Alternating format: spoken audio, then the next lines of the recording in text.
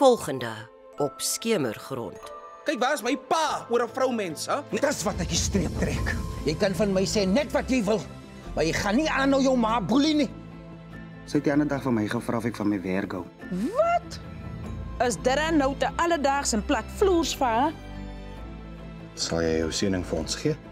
Dis 'n aardige idee, Nanny. Maak jou eie trop.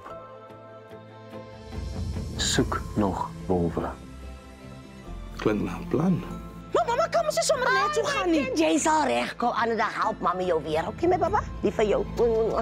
Hey, moenie so vinnig stap nie, my seker. Nee, ek praat met jou. Kyk my in die oë soos 'n ware. Soos 'n man. Deesdae sê mamma heeldag saam. En Lily ook. Lily hang aan haar soos 'n plakker. Ek voel net so uitgesluit. Wat jy gedoen het, is nou heel bo aan my lys van spesiale oomblikke in my lewe. Jy kom nie aanmaak asof jy dinge tussen ons wil regmaak. Wees eintlik hier vir jouself. Verveeld in die stad. Idees op. Gaan nie aansit vir ontbyt. O nee, dankie. Ek gaan vir Darren by die hotel kry. Vir 'n lekker manne breakfast. Dankie dat jy gekom het. Dankie dat jy my genooi het, man.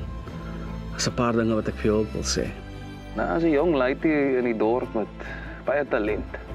Maar hoe kan ek 'n wolf van hom maak?